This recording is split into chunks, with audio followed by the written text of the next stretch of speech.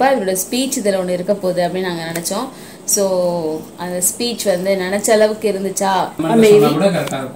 என்னோட ஓட்டு இவங்கெல்லாம் போடுறாங்களோ தெரியாது, என்னோட ஓட்டு. Hi அலினால் families. ஓகே, இன்னைக்கு என்ன வீடியோ பார்க்க போகிறோம் அப்படின்னா, என்ன வீடியோ பார்க்க போகிறோம்? விஜய் வீடியோ பார்த்துடலாம். My friend, my brother, comrade in arms, founder, Jan Suraj Party, திரு பிரசாந்த் கிஷோர் அவர்கள்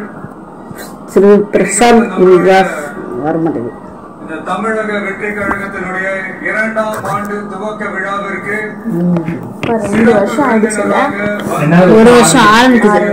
மிக்க மிக்க மகிழ்ச்சி. அவருக்கு என்னுடைய மனமார்ந்த நன்றியை தெரிவிச்சு. We are an emerging primary political force in Tamil Nadu politics with a firm commitment to create history in the upcoming 2026 assembly elections of Tamil Nadu, like 1967 and 1977 assembly elections of our state, without compromising our party's ideological principles at any cost. I am here to collaborate and work with you towards upholding the secular and democratic ideals in TN and beyond. என் நெஞ்சில் குடியிருக்கும்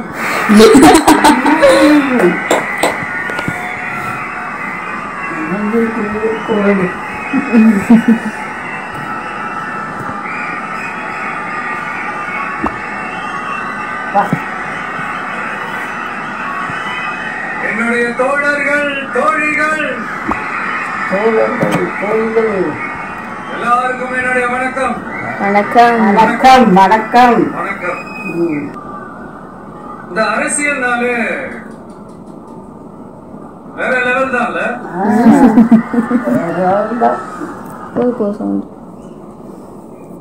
ஏன்னா இந்த அரசியல மட்டும்தான் வித்தியாசமான ஒண்ணு நம்ம பார்க்கலாம். யாரு யாரை எப்ப எதிர்ப்பாங்கன்னு, யாரு யாரை எப்ப ஆதரிப்பாங்கன்னே நமக்கு தெரியாது. அதை கணிக்கவே முடியாது. அதனாலதான் இந்த அரசியல்ல மட்டும் முன்னாடி எல்லாம் சொல்லி நம்ம கேள்விப்பட்டிருப்போம், நிரந்தர நண்பனும் நிரந்தர எதிரியும் இல்லைன்னு சொல்லுவாங்க. அரசியலுக்கு யார் வேணாலும் வரலாம், அது வந்து ஒரு ஜனநாயக உரிமைன்னு சொல்லுவாங்க. ஆனா மக்களுக்கு ரொம்ப ரொம்ப பிடிச்சு போன ஒருத்தன் அரசியலுக்கு வரான்னா அத கண்டிப்பா நல்லவங்க எல்லாம் வரவேற்பாங்க. ஆனா ஒரு சில இந்த அதிகார அது வேணாம், ஒரு சில பேருக்கு மட்டும் கொஞ்சம் எரிச்சல் வரத்தானே, அது இருக்கும் தானே. என்னடா இவன் திடீர்னு ஒருத்த என்ட்ரி கொடுத்துட்டானே, இது வரைக்கும் நாம சொன்ன பொய்யெல்லாம் நம்ம கிட்ட மக்கள் நமக்கு ஓட்டு போட்டுக்கிட்டு இருந்தாங்களே,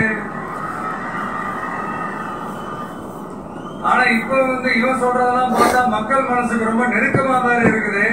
அதுவே நமக்கு ஒரு பெரிய நெருக்கடியாகவும் இருக்குது. இவனை என்ன பண்ணலாம், என்ன செய்யலாம், எப்படி இவனை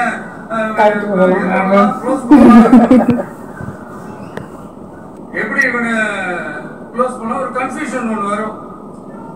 அந்த கன்ஃபியூஷன்ல கத்துறதா கதறதா என்ன பண்றதுன்னு தெரியாம வர்றவன் போறவெல்லாம் கட்சி ஆரம்பிக்கிறான்னு சொல்லி இப்படி ஏதாவது பேச ஆரம்பிப்பாங்க. யாரையும் சொல்ற மாதிரி இப்போ நம்ம ஆட்சியில் இருக்கிறவங்க நமக்கு எதிராக பேசுறாங்க இல்லையா, அந்த மாதிரி. இப்படிப்பட்ட ஒரு அரசியல் காலத்துல கொஞ்சம் கூட ஒரு பயம் இல்லாம, ஒரு பதட்டம் இல்லாம, வர்ற எதிர்ப்புகள் எல்லாத்தையும் சும்மா லெப்ட் ஹேண்ட்ல டீல் பண்ணிக்கிட்டு, இது நம்மளுடைய தமிழக வெற்றி கழகம் முதலாவது ஆண்டை கடந்து இப்ப 2வது ஆண்டு அடி எடுத்து வைக்கிறோம். இந்த ஒரு காலகட்டம் தான் மிக முக்கியமான ஒரு காலகட்டம்.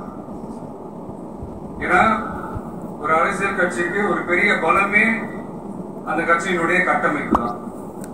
அதுதான் அந்த கட்சியினுடைய ஒரு வேறு மாதிரி, ஒரு அடிப்படை பலமே அதுதான். ஒரு ஆலமரம் மாதிரி ஒரு கட்சி ஒண்ணு வளரணும்னா அதுக்கான அந்த வேர்களும் விழுதுகளும் ஸ்ட்ராங்கா இருக்கணும் இல்லையா? அப்படிதான் நம்மளுடைய இந்த அமைப்பை பலப்படுத்துற ஒரு வேலையை தான் இப்ப நம்ம செஞ்சுக்கிட்டு இருக்கிறோம். தமிழ்நாடு முழுக்க மாவட்ட நிர்வாகிகள் எல்லாரையும் தேர்ந்தெடுத்து அறிவிச்சிட்டு இருக்கிறோம். இந்த நேரத்துல நம்ம மேல ஒரு கம்ப்ளைண்ட், அது என்னன்னா, அதுதான் எனக்கும் புரியல. மாவட்ட நிர்வாகிகள் எல்லாருமே வெறும் இளைஞர்களாகவே இருக்கிறாங்களா? ஏன் இருந்தா என்ன?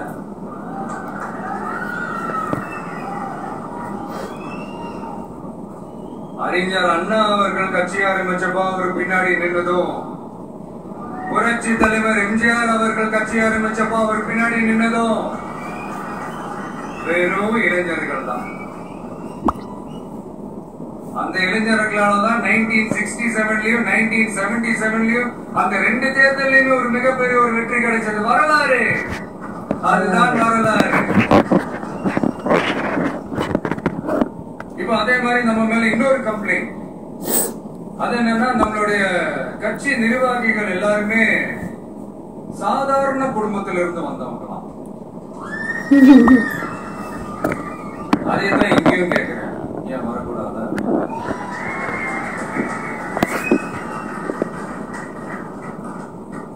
சாதாரண குடும்பத்திலிருந்து வந்தவங்க தான் பெருசு பெருசா சாதிச்சிருக்கிறாங்க. இன்னும் சொல்ல போனா நம்மளுடைய கட்சி எளிய மக்களுக்கான கட்சி தானே. அப்படி இருக்கும்போது நம்மளுடைய கட்சி நிர்வாகிகளும் எளிய குடும்பத்தை சேர்ந்தவங்களா தான் இருப்பாங்க. நம்முடைய கட்சி ஒன்றும் பண்ணையார்களுக்கான கட்சி கிடையாது.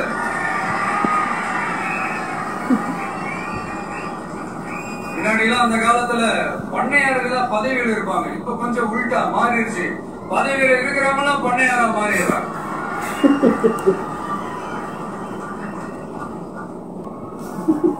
மக்களுடைய நலனை பத்தியோ, நாட்டோட நலனை பத்தியோ, வளர்ச்சிகளை பத்தியோ எதை பத்தியும் கவலைப்படாம பணம் பணம் பணம், எந்தெந்த வழிகள்ல எந்தெந்த ரூட்லாம். இப்படிப்பட்ட இந்த மைண்ட் செட் உள்ள இந்த பண்ணையார்களை அரசியலை விட்டே அகற்றுவதுதான் நம்மளுடைய வழிமுறை.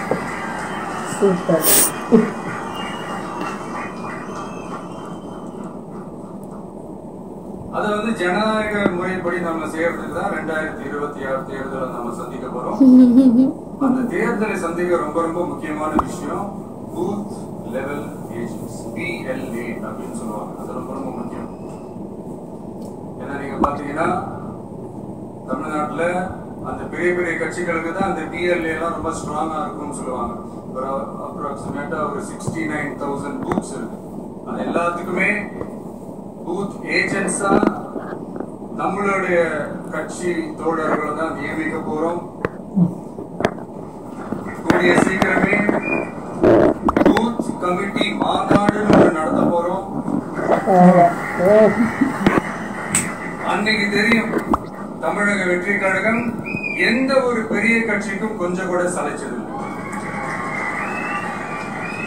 அன்னைக்கு தெரியும் தமிழக வெற்றி கழகம் தமிழ்நாட்டுல முதல் சக்தியா, முதன்மை சக்தியா, பவர்ஃபுல்லா இருக்குதுன்னு அன்னைக்கு ப்ரூவ் ஆகும். இப்ப புதுசா ஒரு பிரச்சனை ஒண்ணு களை போட்டு இருக்காங்க, மும்மொழி கொள்கை. இத வந்து இங்க செயல்படுத்தலன்னா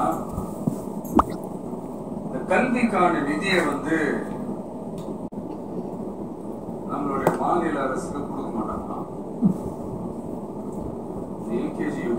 சண்டை போடுவாங்க.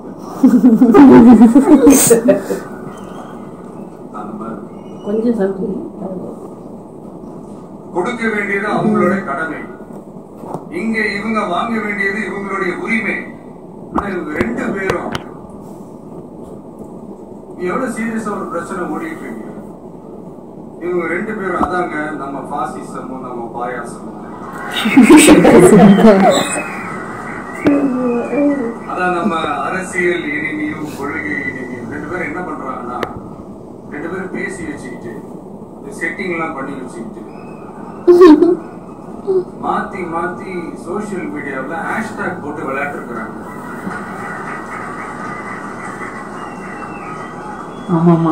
என்ன நடந்துகிட்டு இருக்கு? அதாவது இவங்க 2 பேரும் அடிச்சுக்கிற மாதிரி அடிச்சுப்பாங்க. அது நாங்க நம்பணுமா? மக்கள் நம்பணுமா? மக்கள் நம்பணும். What bro? It's very wrong bro.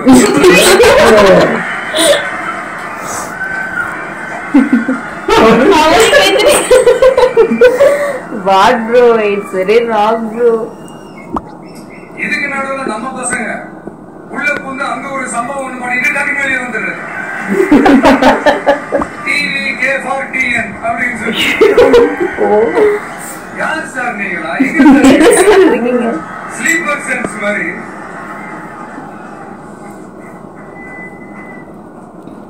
அதனால எல்லா மக்களுக்கு நாம சொல்லி புரிய வைக்க வேண்டிய அவசியமே கிடையாது. அவங்களுக்கே தெரியல எவ்வளவு பெரிய ஒரு ஏமாத்து வேலைன்னு. நம்ம ஊரு சுயமரியாதை ஊரு.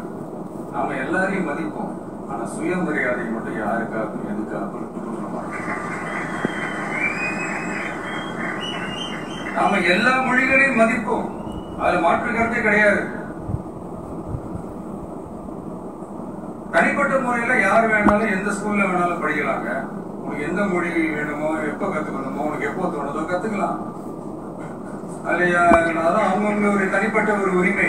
ஆனா கூட்டாட்சி தத்துவத்தை மீறி மாநில தன்னாட்சி உரிமைக்கு எதிராக ஒரு மாநில அரசின் மொழி கொள்கையை, கல்வி கொள்கையை கேள்விக்குறியாக்கி வேறு ஒரு மொழியை வலுக்கட்டாயமாக திணிச்சா, அதுவும் அரசியல் ரீதியாக திணிச்சா,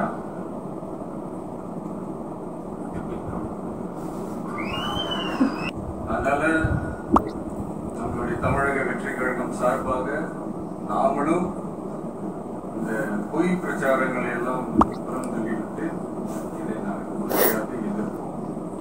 கான்பிடண்டா இருங்க, நல்லதே நடக்கும். வெற்றி நிச்சயம். வெற்றி நிச்சயம். வெற்றி நிச்சயம். நன்றி நன்றி. அவ்வளோதான் ஸ்பீச். ஓட்டு போடணும். எப்படி வீடியோ? சூப்பர். எங்க விஜய் பேசுனது சூப்பர் தான். ஒரு வரட்டும், வந்து நிக்கட்டும், ஓட்டு போட்டு அவர் ஜெயிச்சா பாரு. இது செகண்ட் இயர் இனாகிரேஷன் ஒரு ஃபங்க்ஷனாக வைக்க போகிறாங்கன்றது தெரிஞ்சதுலேருந்தே ஓகே கண்டிப்பாக இவரோட ஸ்பீச் இதில் ஒன்று இருக்க போகுது அப்படின்னு நாங்கள் நினச்சோம். ஸோ அந்த ஸ்பீச் நினச்ச அளவுக்கு இருந்துச்சு. ஆமாம், அதுதான் ஆக்சுவலி ட்ரெண்ட் ஆயிடுச்சு இல்லை, இட்ஸ் வெரி ராங் ப்ரோ அப்படின்றது. இதில் போயிட்டு என்ன சஜஷன்லாம் நம்மளால அது சொல்ல முடியாது. ஸோ அவரோட சைடில் ஒரு விஷயத்த சொன்னாவே எங்களோட ஓட்டு யாருக்குங்கிற மாதிரி ஆயிடும். அதனால ஸோ இது எங்களோட ரியாக்ஷன். இதை பத்தின உங்க கருத்து என்னங்கிறது கமெண்ட்ல சொன்னா கூட கரெக்டா இருக்கும். என்னோட ஓட்டு இவங்கெல்லாம் போடுறாங்களே தெரியாது, என்னோட ஓட்டு விஜய் தான். நிறைய விஷயங்கள் சொல்லப்பட்டிருக்கு. நான் ஆக்சுவலா இடையில இப்படிலாம் பேசுறாங்க அப்படின்னு இடையில சொல்றாருல, அப்படி சொல்ல போகும்போதெல்லாம் அவர் கட்சியில நிறைய ராங்கான செய்திகள்லாம் வந்துச்சுன்னு சொல்லி ஒரு நியூஸ் பரவணுச்சு. ஸோ அது ரிலேட்டடாக சொல்ல போறாரு, ஒரு நியூஸ் கூட நம்ம கட்சியை பற்றி வந்துச்சு அப்படின்னு சொல்லும் போதெல்லாம் அதை கிளியர் பண்ணுவாருங்கிறதுக்கு நான் யோசித்தேன். பட் அது அவுட்டடாக போய் கொஞ்சம் அரசியல் ரீதியாகவே அதுக்கான பதில் சொன்ன மாதிரி இருந்துச்சு. இன்னொன்று, அவரை பற்றி இன்னும் நிறைய நியூஸஸ் ஸ்ப்ரெட் ஆகிட்டு இருக்கு. அதுக்கெல்லாம் ஒரு தீர்வாக ஒரு ப்ரெஸ் மீட் வச்சு இல்லை சம்திங் இந்த மேடையை யூஸ் பண்ணிக்கிட்டு அவர் சொல்லியிருந்தா இன்னும் கொஞ்சம் இம்பேக்டாக இருந்திருக்கும்.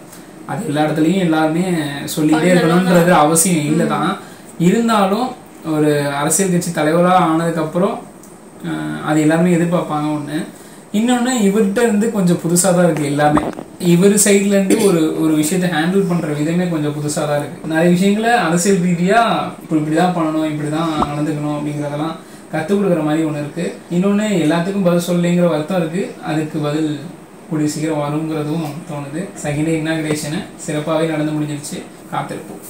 2026 உங்களுக்கு இந்த வீடியோ பிடிச்சிருந்துச்சுன்னா, எங்கள் ரியாக்ஷன் ஓகே அப்படின்னா லைக்கு, ஷேரு, கமெண்ட்டு, சப்ஸ்கிரைப். அந்த நிறைய பேருக்கு வந்து அன்சப்ஸ்கிரைப் பர்சன் தான் அதிகமாக பார்க்குறாங்க. சப்ஸ்கிரைப் பர்சன் கொஞ்சமாக தான் பார்க்குறாங்க. ஸோ அதை பார்த்துட்டு அப்படியே பக்கத்தில் இருக்க சப்ஸ்கிரைப் பட்டனை அழுத்திட்டு லைக் பண்ணிட்டு கீழே உங்களுக்கு என்ன தோணுதோ, பேடாக இல்லாமல் அடுத்து நல்லபடியாக பண்ணணும்னு தோணுதோ நீங்கள் அந்த கமெண்ட்டாக கொடுத்தா கூட நாங்கள் செய்கிறதுக்கு. நம்ம சேனலில் ஆல்ரெடி நிறைய வீடியோஸ், நிறைய அடிஷனலான வீடியோஸ்லாம் இருக்குது. அதை போய் பார்க்கணுன்னு நினைக்கிறீங்கன்னா போய் பார்த்துட்டு same subscribe, like, share, comment பண்ணிட்டு போயிருங்க. இதே மாதிரி வேற ஒரு டிஃப்ரெண்டான வீடியோஸில் நாங்கள் உங்களை மீட் பண்ணுறோம். அது வரைக்கும் பாய் பாய்.